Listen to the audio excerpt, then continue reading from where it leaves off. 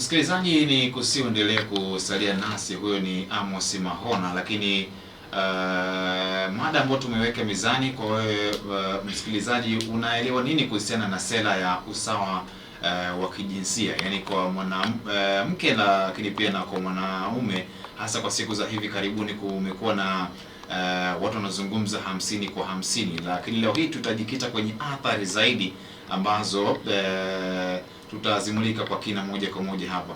Tuanze kumulika kwanza sera hii ya usawa. Maana yake ni nini mtu anapokuwa nasikia sera ya usawa? Maana yake ni nini, Amos Mahona? Kwanza kabisa tunapokuwa tunazungumzia sera ya usawa ama 50 kwa 50, tunaweza kusema kwamba ni mfumo ambao unakuwa unalenga haki sawa, kusamini, ambayo moja kwa moja inaenda kuathiri katika hisia, tabia na akili kwa ujumla.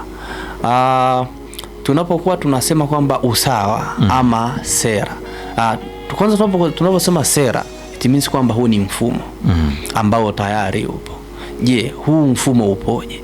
Ni mfumo ambao unalenga kutenda haki ambayo kila mmoja atahisi kusaminiwa, atahisi kuheshimiwa, ambapo moja kwa moja kusaminiwa kwake, kuheshimiwa kwake, kupewa haki yake, basi kunenda kuasili hisia zake, tabia yake na akili yake kwa ujumla. Kwa hiyo ndio maana ya tuseme maana ya sera ama usawa katika muktadha huo. Lakini nitaenda mbali kidogo before ya ndugu yangu hapo bado hajazungumzia na yeye. Hii sera bwana kidogo ndo maana leo tunaizungumzia, lakini imetoka mbali. Ndio. Imetoka mbali, ina maana ina historia yake. Ndio maana mpaka leo hii tunakuja kuona kwamba kuna athari kadha wa kadha ambazo tayari zinaanza sasa. Tunaanza kuona kwamba namna jinsi ambavyo sera inataka na watu wanavyoipokea namna mbili tofauti. Kwanza ilianza kipindi cha ancient period, kipindi cha Wagiriki, namna ilivyokuwa haki walivyokuwa wanatritiwa wanaume na ikaja kipindi cha tuseme kwamba kipindi cha utumwa. Tunakuja kuona namna walivyokuwa na watumwa na mabwana walivyokuwa na tritiwa, ilikuwa ni vitu vili tofauti. Na maana hii inaelezea namna ambavyo kulikuwa hamna usawa, kwamba imetoka wapi hii. Ikaja tunasema kwamba ni mapinduzi ya fikra, ambapo tunakuja kuona wanafalsafa mbalimbali, kwa mfano kina John Locke, kuna nani anajiita Jean Jacques, wote wakaja pia wakaelezea kwamba kulingana na historia huko nyuma ilivyokuwa inaelezea watu walivyokuwa na treatiwa kwamba hakuna usawa, inequality. Wakaja akajaribu kueleza kwamba binadamu ni nature, wote tupo sawa, kupokea haki, namna kuishi, uhuru nini. Ndipo ikaja issue sasa, tunakuja pale tunakuja kuona sasa mwisho wa siku linakuja kuzaliwa Universal Declaration of Human Rights, ambapo sasa linakuja kuingilia kati kwamba sasa hii ni shirika la haki za binadamu ulimwenguni kote. Ina maana sasa hapa mwisho wa siku, baada ya hayo yote, mwisho wa siku tunakuja kuona sasa nchi moja moja inapaswa kuiishi hiyo sera. Ndipo ambapo sasa tunakuja kuona serikali ya Tanzania inakuja kupromoti hii sera ya usawa nchini kwetu, ili kuweza kupata tunasema kwamba kupata wanasemaga nini, uwiano sawa katika mazingira tofauti, katika jamii, kihisia na kitabia. Kila mmoja apate usawa wa namna jinsi ambavyo anapoishi na anavyostahili. Lakini athari sasa, namna sera jinsi ilivyoletwa na wapokeaji wanavyokuja kupokea, ndipo hapo tunapokuja kuanzia tatizo. Sawa, na tumaini umezungumza mambo mengi sana, lakini tumsikie na Esther Victor kama mdau wa saikolojia juu ya mada hii ambayo tumeweka hapa. Esther, pengine ukiwa unasikia sera ya usawa kwa mwanamke na mwanaume, yani kipi ambacho kinachokujia hasa akilini mwako? kinachonijia akilini mwangu ni kwamba hii sera inamaanisha kwamba mwanaume na mwanamke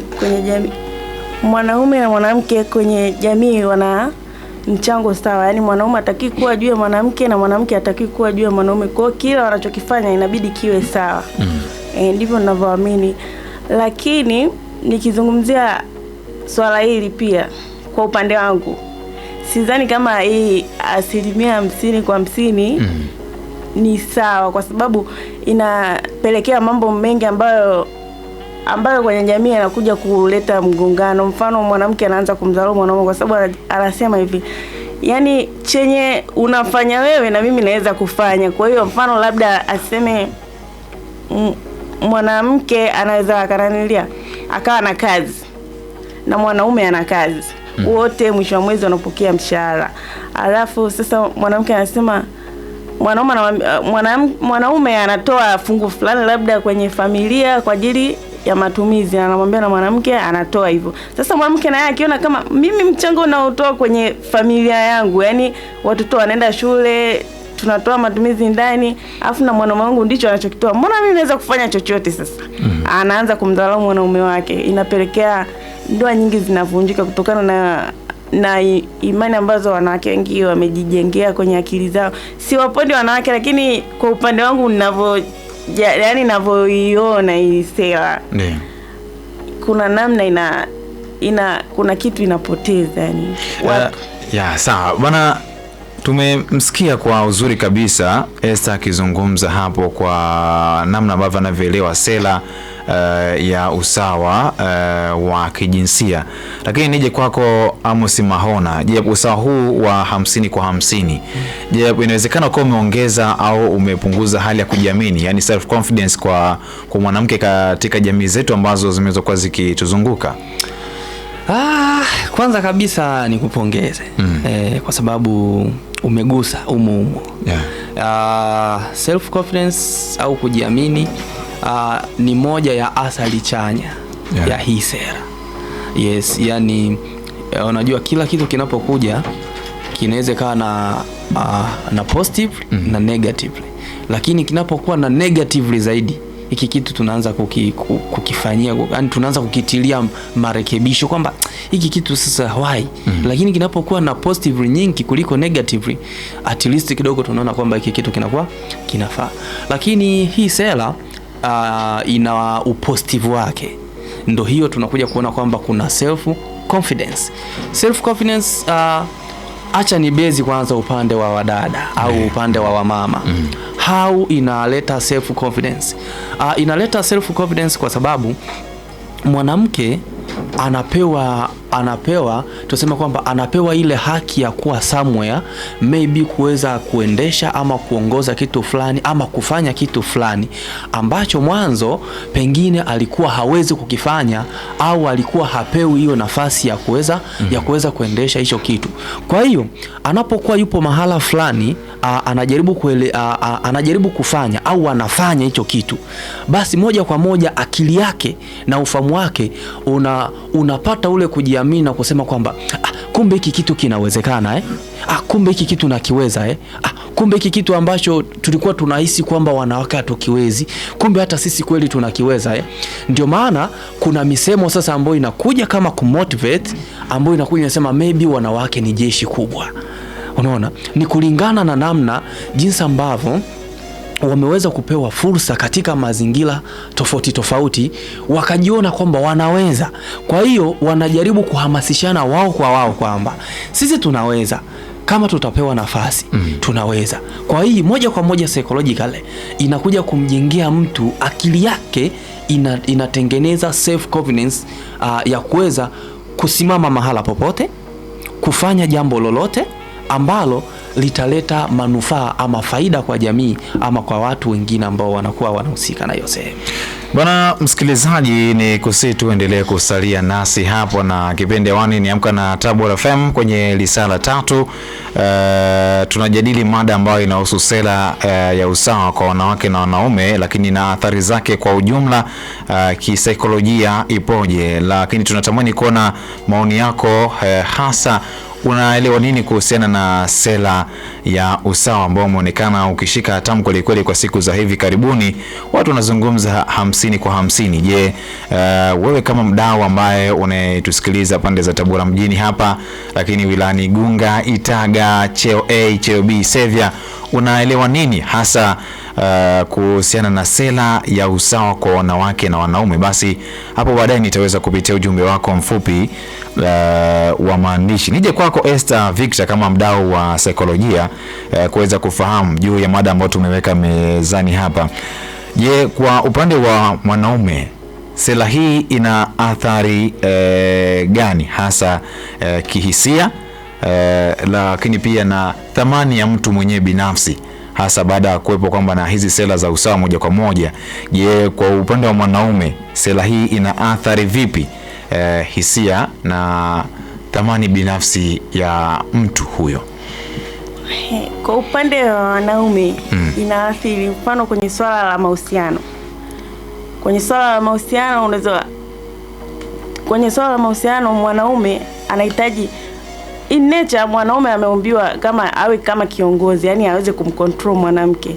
Sasa ikitokea kwenye swala la mahusiano mwanamke anaweza kumuendesha mwanaume, hawezi kuwa sawa, kwa sababu mwanaume yeye anahitaji anachokisema uweze kumsikiliza. Sasa ikiwa mnatofautiana mitazamo kwenye hilo swala la mahusiano, mnaweza mkasababisha migogoro. Alafu kwenye mfano swala la uongozi pia, wanaume kuna sekta zinahitaji wanaume ndo wakalie hizo nafasi. Pia kuna sekta zinahitaji wanawake. Mfano mgawanyo wa kazi, mfano bungeni kule kuna wanawake wamepewa nafasi yao na wanaume wamepewa nafasi yao. Sasa mfano mwanamke akakalia nafasi ambayo inatakiwa akalie mwanaume, kuna kitu kitakosekana. Kwa sababu gani? Mwanamke hana ile nanilia ile, unaweza kusemaje, hana ile, yani mwanamke anawahi kupokea vishawishi vingi kuliko mwanaume. Mwanaume waga anasimamia maamuzi in nature, yani mwanaume ana kile kitu kinaitwa, nimesahau, lakini ana ile anaweza kufanya maamuzi bila kuteteleshwa na mtu mwingine. Lakini mwanamke anaweza kukutana na vitu mbalimbali ambavyo vinaweza kumfanya akabadili maamuzi juu ya kitu fulani. Ndio maana unaweza kukuta mwanamke amekalia uongozi akashindwa kuongoza kwa sababu haikuwa nafasi ambayo ilikuwa inamstahili yeye. Na pengine kutokana na hili Amos Mahona, kuna scenario nyingi sana ambazo zimeweza kuwa zikijitokeza hasa kwenye mazingira haya ya sera ya usawa, hasa ambapo tunapozungumzia kwamba huenda watu kwa wanapata shinikizo fulani ambalo linawafanya yeye kwamba ajione mimi ninastahili kuwepo maeneo haya fulani kama hivi ambavyo alivyozungumza Victor. Hapa ndugu yangu Esther. Kwanza nafikiri kama ambavyo nilikuwa najaribu kuelezea pale mwanzo kwamba lengo la hii sera ni zuri sana. Yaani ni zuri. Linalenga usawa, kwamba kuna baadhi ya majukumu pia na mwanamke aweze kupewa na mwanamke aweze kufanya, ni kwa sababu ana hiyo haki na ana uwezo wa kufanya.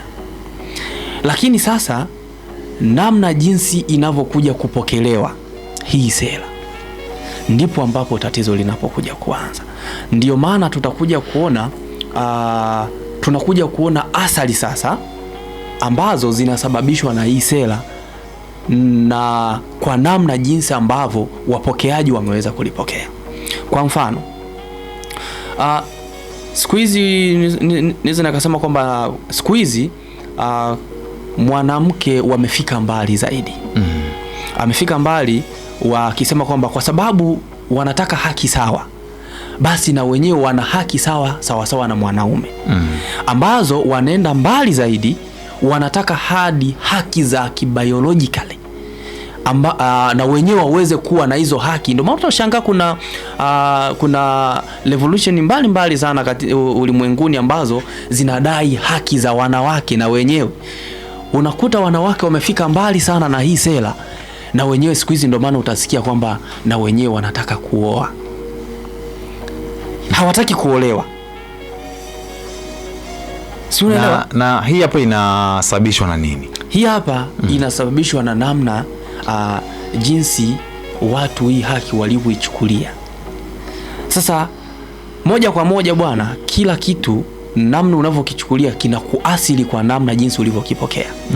Lakini hii hapa sasa tunasema kwamba ni kitu ambacho ni negatively, ambacho unakuta na wenyewe wanasema kwamba wanataka wanaume wabebe mimba kama jinsi ambavyo wanataka. Maybe na wao wanawake wanataka watungishe mimba kama jinsi ambavyo mwanaume anatungisha mimba.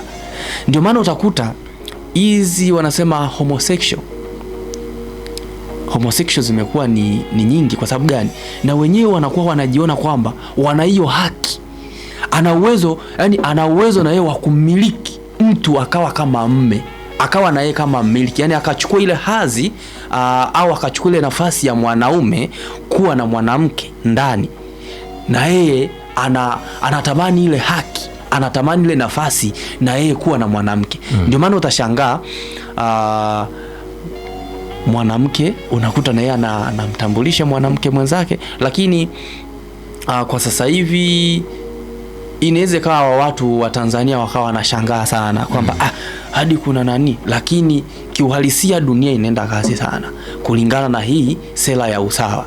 Ukienda kwenye mataifa ya wenzetu wenyewe kabisa tayari zimeshakuwa ni rasmi ambazo mtu ana uwezo wa kumtambulisha hadharani, na ukimhoja anakuambia ni haki yangu, na haki ya kuoa, na haki ya kuolewa, na haki ya kufanya hivi. Lakini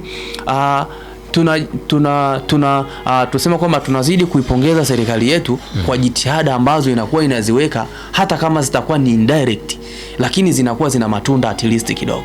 Kwa mfano hizi tuseme kwa kurasimisha hizi ndoa za jinsia moja ambazo zinakuja kuharibu utamaduni wetu, zinakuja kuasili jamii yetu psychologically moja kwa moja kabisa, ambazo zinakuja kuleta impact ambayo yani impact ya kizazi ambacho kinakuja kuangalia sisi ni kitu gani ambacho tunakuwa tunakifanya.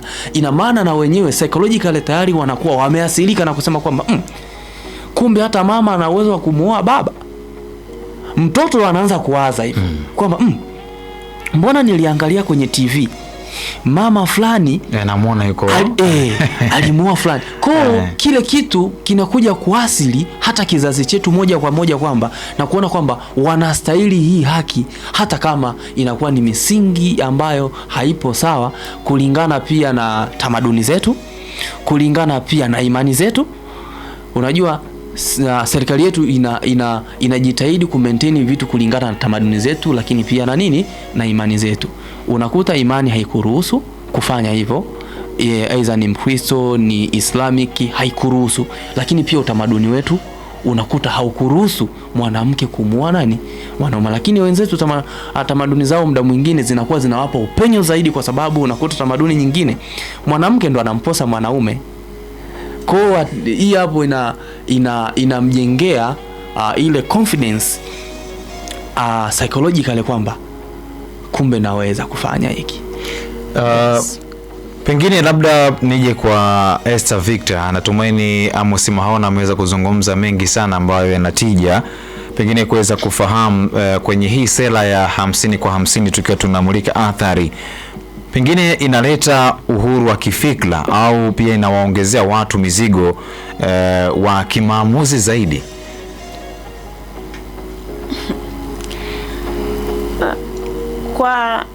Nizungumzie kwa pande zote mbili.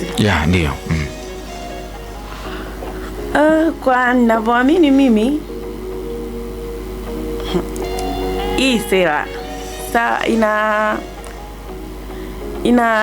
inasaidia kuibua hata vipaji vya wanawake. Kwa hiyo ukizungumzia hiyo swala la 50 kwa 50, kwa sababu kuna uwezo ambao wanawake wengine wanao, yani ana uwezo kuzidi hata mwanamke. Yani sasa hapo inabidi hata nafasi nyingine zikichaguliwa tusiangalie jinsia, tunaangalia uwezo alionao mtu.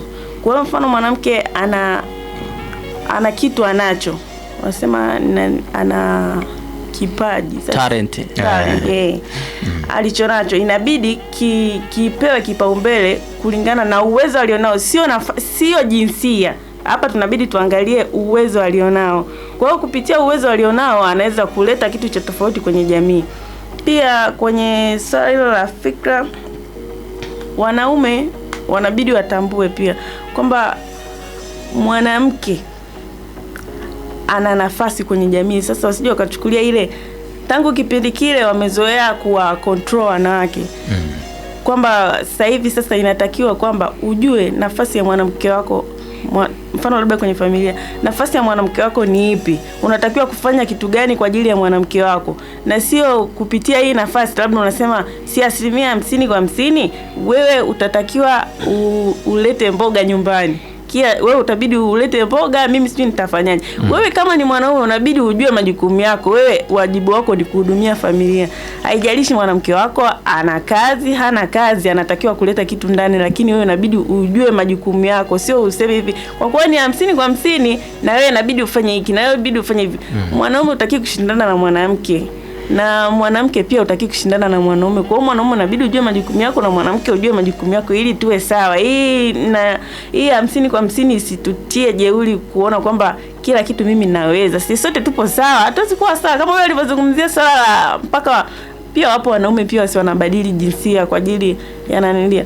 Lakini inabidi utambue kuwa wewe nafasi yako ni ipi, usitake kujilinganisha na mwenzako. Unabidi ujue kipi ulichonacho wewe. Na sio unahitaji kwa kuwa mwanamke sijui wewe sijui naweza kutengeneza Sawa. Bwana msikilizaji, huyo ni Esther Victor, lakini endelea kutuma ujumbe wako mfupi wa maandishi kwa daraja la studio 0746 11 22 35 juu ya mada ambayo tumeweka mezani, sera ya usawa kwa wanawake na wanaume, lakini pia tunamulika athari zake kwa ujumla, kisaikolojia imekaaje baada ya watu kuwa wanazungumza 50/50 kwa siku za hivi karibuni. Lakini niko na mwanasaikolojia Amos Mahona hapa na mdau wa saikolojia Esther Victor kwa ajili ya kuzungumza hasa yale ambayo tumeandaa hapa. Nije kwako Amos Mahona kuweza kufahamu, je, wanaume wanapata changamoto hasa ndani, yani ina conflict, yani kati ya malezi ya zamani na mfumo mpya huu wa kiusawa? Naweza kusema ni kweli. Jamii yetu ningesema kwamba jamii yetu ina changamoto ya elimu pia.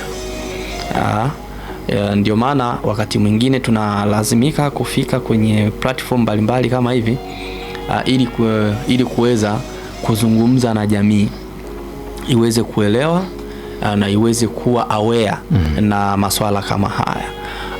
Kulingana na mifumo jinsi ambavyo ilipokuwa toka huko mwanzo, nafikiri mwanaume alikuwa anapewa sana priority kubwa kuliko mwanamke. Nafikiri kile kitu kimeasili kubwa sana psychologically, kimeleta athari kubwa sana ambayo inakuja inawafanya wanaume kujiona ni superior na wanawake kujiona ni inferior. Na hiki kitu baada ya mapinduzi ya hii sera ya kwamba sasa inahitajika usawa moja kwa moja kwa wanaume ambao walikuwa wanaishi kwenye mfumo dume na hawajapata hii elimu, moja kwa moja lazima waingie kwenye inner conflict au personal conflict. Kivipi? Kwa sababu anakuwa anaona kama vile nafasi yake sasa inachukuliwa, majukumu yake anapewa mtu mwingine, na wakati mwingine kujiona kwamba anapoteza ile hadhi ya kuwa mwanaume maybe katika familia. Naweza nikatolea mfano kwamba hapo mwanzo tuseme kwamba mwanaume ndo alikuwa full control. Yeye ndo anajua mnakula nini, yeye ndo anajua mnalala wapi, yeye ndo anajua yani anapanga kila kitu, analeta logistic zote. Lakini katika dunia hii ya leo, nichukulie sasa kwa yule mtu ambaye bado hajapata hii elimu. Nafikiri kwa mtu ambaye ana hii elimu atamuita mke wake, atamuita nani wake, kama ni watoto wake, kaka yake au mdogo wake wa kike, wataweka kitu mezani, watajadili atamsikiliza, kuna kitu cha muhimu ambacho anaweza kakuongezea huyu mtu ambaye ulikuwa unamuona kwamba hawezi. Lakini nimzungumzie huyu mtu ambaye anaishi kwenye ule mfumo ambao tayari ni muasilika. Yaani yeye hana shida, ni muasilika wa mfumo uliokuwepo mwanzo. Let's say mwanamke saizi ana uwezo na yeye kwenda kazini akaleta chochote kitu, maybe akawanunulia watoto nguo, tunaelewa, akaja maybe tuseme akanunua na yeye kitu labda baskeli au akanunua bodaboda, akamwambia mume wangu, hii hapa na wewe tafanya nini, piga kazi ituingizie 1 2 3. Huyu mtu au huyu mwanaume kama atakuwa hana elimu ya kutambua ni kitu gani ambacho mke wake ama dada yake anakifanya, moja kwa moja ataingia kwenye chuki na huyu mtu. Kwa sababu gani? Anakuwa mimi ananichukuliaje? Hizi ni dharau sasa zimeshafika sasa hizi. Yaani mimi unaenda kuchukua huko nani yako anafika mbali, umepewa na wanaume zako, maybe umepewa nyumbani huko, unakuja kunipa mimi. Hizo siku nizalilisha. Unaona? Anaanza kuona ni uzalilishaji. Au maybe mwanamke kwa nia njema kabisa ametoka kule, amewanunulia watoto maybe nguo, au yeye mwenyewe amemnunulia kitu ambacho anaona kwamba kinatija kwake kama mwanaume wake. Lakini namna jinsi anavyokipokea, anakipokea kama dharau, kwamba ananichukuliaje mimi, kwamba mimi siwezi kufanya hiki kitu.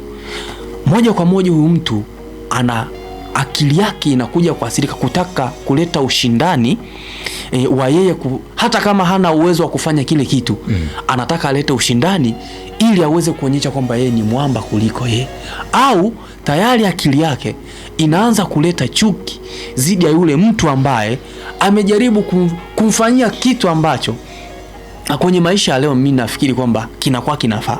Kwa sababu sio kwamba almost, ingawaje tunaamini kwamba mwanamke, watu wengi wanaamini, kuna kitu ambacho alikizungumza Madam Esther kwamba mwanaume akiwa sehemu fulani mwanamke hana ile maamuzi. Tunasema kwamba mwanamke anaongozwa na emotional. Yes, anaongozwa na hisia. Ndio maana wakati mwingine anakuwa anamuona kwamba baadhi ya sehemu hawezi kuwepo. Lakini kwa hivi karibuni unakuja kuona kwamba mwanamke ana uwezo pia kufanya mambo vizuri kabisa, wakati mwingine kuzidi hata mwanaume. Kuna unajua kuna wanaume wengine saa hizi ukimweka sana unaanza kusema hebu mtafuteni mdada bwana. Hii kitu hii. Kwa mfano nikutolee tu mfano kaka. Saa hizi kwenye masuala ya hasa masuala ya financial, labda taasisi au sehemu zozote zile ambazo zinakuwa zinahusu masuala ya financial, yani pesa, kupokea pesa. Mara nyingi utamkuta mtu wa mwisho kupokea pesa ni mwanamke. Kwa sababu gani? Anaamini kwamba pesa yangu ikienda kwa mwanamke ina usalama zaidi kuliko ikienda kwa nani? Kwa mwanaume. Hivi vitu mwanzo havikuwepo. Mwanamke alikuwa anachukua kwamba hawezi kutunza pesa nyingi, hawezi kufanya kitu hiki. Lakini sasa hivi inakuja kugundulika kwamba mwanamume ingawaje ana uwezo wa kuishi na pesa, lakini ana uwezo wa kutoa pesa kuliko pesa anayopokea. Maana yake nini? Ana uwezo wa kuleta hasara kuliko kuliko mwanamke. That's why huo ni mfano tu, isije kawatoa nani watu kwenye mfumo. That's why tunakuja kusema kwamba mwanaume atakuja kuingia interpersonal mwenyewe, mgogoro binafsi pale anapokuja kuona nafasi yake au majukumu yake yanafanywa na mwanaume. Nije kwa Madam Esther. Victor naona amekaa kimya kwa muda kidogo, ni fahamu pengine mfumo huu wa 50 kwa 50 unasaidia kupunguza unyenyesaji wa kihisia au unaongeza mvutano wa kihisia katika jamii? Unapunguza pia unaongeza, unapunguza pia unaongeza. Mfano unaweza ukapunguza kwenye masuala ya uongozi. Mfano kwenye uongozi inabidi, mfano wanahitaji waajiri mfano 20. Kwa hiyo inabidi uwepo na mgawanyo, wanawake wawe 10 na wanaume wawe 10, yani kuwepo na usawa. Hata kwenye elimu hivi wakitaka kuajiri hivyo, yani wawe wanaajiri sawa, yani wakitaka wanaume ni 10 na wanawake wawe 10. Isiwepo wanaume ni wengi kuliko wanawake au wanawake ni wengi kuliko wanaume. Kwenye upande wa athari ni kwamba mfano kwa sasa hivi kuna uongezeko la wanawake wanaoishi bila wanaume. masingle mother. Yani hilo swala mimi kwa upande wangu mimi linaniumiza. Yani sifurahi kumuona mwanamke anasema anapenda, yani anamlea mwanae akiwa yeye pekee. Wengi pia mtaani anakuambia ndio mimi nimeamua kuishi hivi. Sasa hapo ukimuuliza reason ambayo imepelekea mpaka yeye anakuwa hivyo, anakuambia mwenzangu mimi labda hapo alinikimbia 1 2 3. Ndio zipo sababu nyingi, lakini wengi wao unakuta yeye anasema mimi sina uwezo wa kutafuta hela, mwanangu naweza kumlea mwenyewe. Au labda unakuta mwanaume wake aliyempa mimba ni mume wa mtu. Sasa unahisi anaweza kujenga naye familia? Hawezi. Pia changamoto ni kama hizo, labda wanaume pia hawana misimamo, wanawake hawana misimamo. Kwa hiyo inabidi mimi hilo swala la nanilia wanawake, yani kwanza hilo la single mother mimi ndo linaloniumiza. Yani sipendi kumuona mwanamke mwenzangu anamlea mwanae akiwa peke yake. Kwa nini wewe usiwe na ndoa yako? Yani ili swala. Kwa hiyo kutokana na hii swala unakuta mwingine anasema mimi sina muda wa kufikiria mwanaume, inabidi nifight kutafuta hela. Sasa unakuta unamlea mtoto ukiwa upande mmoja. Unakuta mtoto labda unamjengea kitu fulani, anamtukia hata baba yake, labda baba yake anamwambia hata babako alikufa wewe, kwa sababu yeye anawaza mimi sawa, mimi nikimtaka mwanaume leo nitamuingiza huyu, nitamtoa huyu, nitaleta mwingine. Na mwanaume pia unakuta anasema mimi masuala ya mahusiano hapana. Yani wanawake hao ni wa kuwachezea. Unakuta leo kamuingiza huyu, kesho kamuingiza huyu. Kwa hiki ambacho tunakimulika hapa msikilizaji, nitaruhusu simu kama una swali, unaoni ambalo unatamani kuweza kumuuliza Amos Mahona ambaye ni mwanasaikolojia kutokea chuo cha Mukta Sauti hapa mkoani Tabora, basi muda huu unao nafasi ya kuweza kupiga simu kwa daraja la hapa studio 0782611178, basi uweze kuuliza swali hapo. Lakini endelea kutuma ujumbe wako moja kwa moja, nambari ni 0746222235. Tukiwa tunaelekea ukingoni, Amos Mahona, tumulike athari ambazo za kisaikolojia kwa mtu ambaye anayepinga au asikubaliana na sera hii ndani ya jamii, ambayo inaonekana kuungwa mkono moja kwa moja, ni kwamba 50 kwa 50. Pengine ni athari zipi ambazo anaweza kukumbana nazo mtu wa aina hii? Kwanza kuna msongo wa mawazo ama stress. Yes, yani mtu kulingana na huu mfumo unapokuja, namna anapochukulia automatic, kama mtu anakuwa anahisi kwamba huu mfumo unamgandamiza, anakuwa yupo kwenye stress ama msongo wa mawazo. Anasema sasa kweli nani yani inakuwa kwaje mimi, yani maybe mke wangu sasa hizi yani anakuwa anafanya hivi, anafanya nini? Unaona? Lakini pia wakati mwingine inakuwa inaleta stress kwa mwanamke ambaye ndo anakuwa empowered. Kwa sasa hivi naweza nikasema hivyo. Kwa sababu gani? Anakuwa pia na msongo wa mawazo au stress za kwamba je, hii nafasi niliyopewa au hiki kitu ambacho ni mahala ambapo hapa nimewekwa, nina uwezo wa kukifanya kama jinsi ambavyo angekuwepo mwanaume angekifanya? So that's why tunakuja kuona kwamba wakati mwingine huyu mtu ambaye anakuwa empowered pia inaweza kampelekea stress ama msongo wa mawazo pale ambapo atakapoingiwa na hofu ya kutokujiamini. Ngoja tunitolee mfano mzuri. Sio kwa ubaya, lakini nimchukulie kama Madam Esther.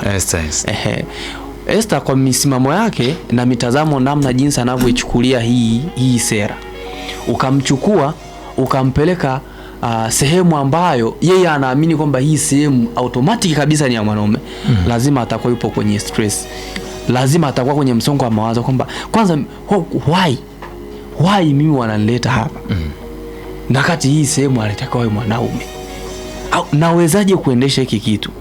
Kwa moja kwa moja hata yani hii sera itakuwa imemwasili huyu mtu ambaye alistahili aisimamie. Kwa hiyo ndo maana tunakuja kuona hivyo. Lakini pia kuna athari nyingi sana. Tunakuja kuona kuna bias au tunasema upendeleo fulani wa agenda.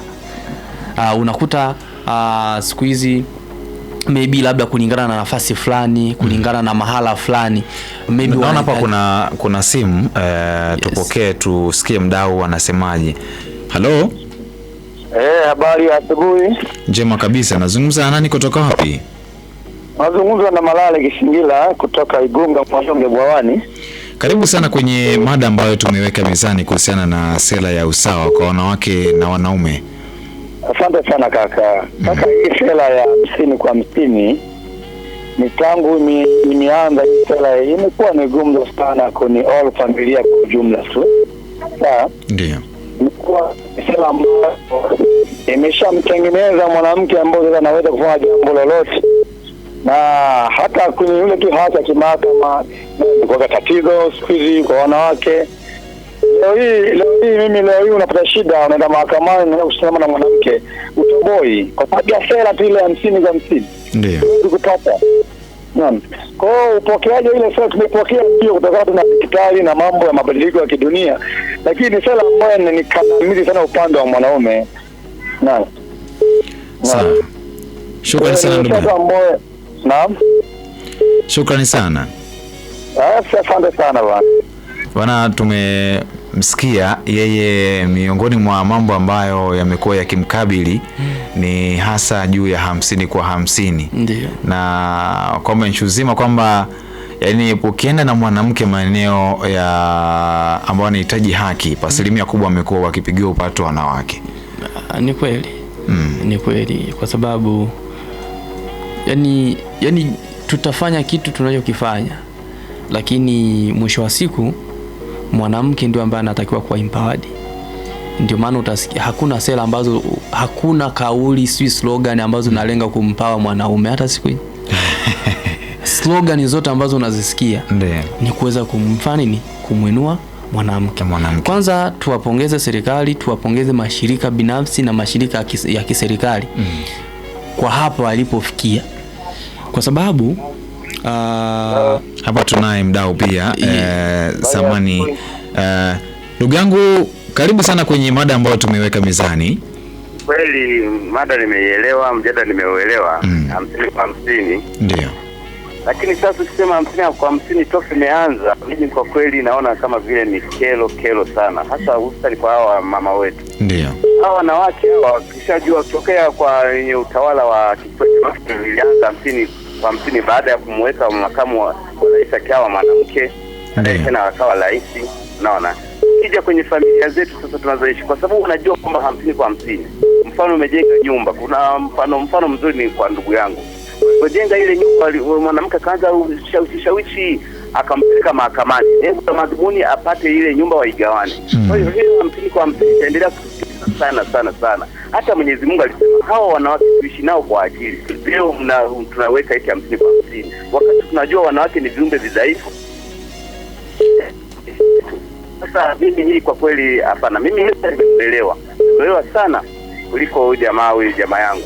Naenda vizuri na ameongea kwa sababu ameliongelea, nimemuelewa sana. Nikaona huyu mama huyu yuko makini sana. Kwa hiyo 50 kwa 50 ndugu yangu mtangazaji, mimi kwa kweli kibinafsi sijaiafiki.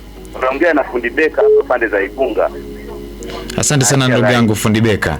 Na tumaini Esther Victor, umesikia mdau hapa, wadau wote wawili ambao wamepiga simu, kuna namna ambavyo wanaona ni kama vile nyewe wanawake mnanufaika zaidi na hii 50 kwa 50.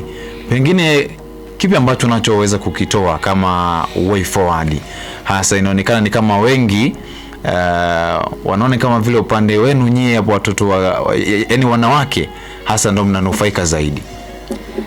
Ndio tunaonekana tunanufaika zaidi kwa sababu tangu zamani wanaume kweli walikuwa wanaonekana sisi ndo wanaweza kutucontrol. Yaani wao shida labda tuseme ni labda hata zile mila zilizokuwepo zamani ambazo ilikuwa zinasema mwanaume alikuwa na nafasi kubwa, eti labda kwenye familia mmepika kuku, anayetakiwa kula kuku mzima ni mwanaume, sio mwanamke. Yaani mwanamke anatakiwa ule vile vitu ambavyo hivyo ambavyo havina nanili sana. Sasa unakuta labda hiyo nanili yaani mwanamke wewe unabidi ukae ndani uletewe kila kitu. Sasa mwanaume si amekuwa kwenye hayo mazingira, anajua mimi nina uwezo wa kumcontrol mwanamke. Kwa hiyo kutokana na hiyo nanili sasa walipobadilisha kidogo hapo ndio unakuta mwanaume anasema sasa mimi mwanamke anawezaje kufanya hiki kitu zaidi yangu, kwa nini? Kwa hiyo ndio maana inaleta shida hapo. Sasa inabidi ni kwamba waelewe kwamba mwanamke, kwa kuwa zamani wanawake walikuwa wananyanyasika na zikaja hizo taasisi za kuwa empower wanawake, ndio maana wanawake wameonekana kwamba wanapewa kipaumbele kwa sababu na tatizo lililoanzishwa na wanaume toka nyuma. Kwa hiyo ndio maana wanawake wanaonekana wanapewa kipaumbele kuliko wanawake. Ndio haiwezekani mimi na wewe tumetarakiana, mwanaume anataka kuoa mwanamke mwingine eti tuachane, nakwambia ondoka, ujaje na kitu chochote hapa, siwezi kukubali na mimi. Kwa hiyo inabidi hata tukienda kule mahakamani mwanamke ndo ataonekana kwamba anatakiwa asikilizwe kuliko mwanaume, afu mwanaume una nguvu za kutafuta. Sawa. Anasema ni James Temanga wa Igunga sokoni, soko kuu. Maana sera ya usawa wa kijinsia, sera za usawa wa kijinsia ni kanuni, sheria au mipango inayoweka mazingira ya haki ambapo wanawake na wanaume wanapata fursa, haki na huduma za usawa bila ubaguzi. Mfano, sera za usawa wa kijinsia, sera ya elimu kwa wote inahakikisha wasichana na wavulana wanapata elimu, sera ya ajira na malipo sawa, kazi sawa, yani mshahara sawa bila kujali jinsia, sera ya ushiriki katika uongozi, lakini pia wanawake kupewa nafasi sawa katika maamuzi na uongozi, sera za kupinga ukatili wa kijinsia, kulinda watu dhidi ya unyanyasaji, ndoa za kulazimishwa na pia ukatili, sera za afya na uzazi, kutoa huduma za afya kwa wanawake na wanaume kwa usawa. Athari za sera za usawa wa kijinsia, athari chanya, yani nzuri, maendeleo ya jamii, watu wote wanachangia kikamilifu katika uchumi wa maendeleo na kupunguza umaskini, wanawake wakipewa nafasi za kazi